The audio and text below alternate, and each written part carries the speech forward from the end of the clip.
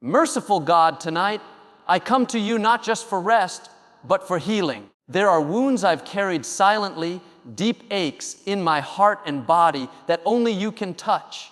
So before I close my eyes, I ask you to meet me with healing. In Jeremiah 30:19, you promise, "But I will restore you to health and heal your wounds," declares the Lord. That's the promise I cling to tonight. Heal my body, Lord, where there is pain, inflammation, fatigue, or illness. Restore what's been broken. Renew what's been worn down.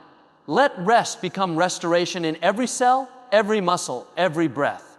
Heal my mind, God, where there is anxiety, confusion, racing thoughts, or trauma. Wash over my thoughts with peace. Let me fall asleep not in fear, but in trust. Heal my heart, Lord, where grief, disappointment, or rejection still lingers. You know what I've carried alone. You know the moments I pretended to be strong. Tonight, I don't need to pretend. I just need you.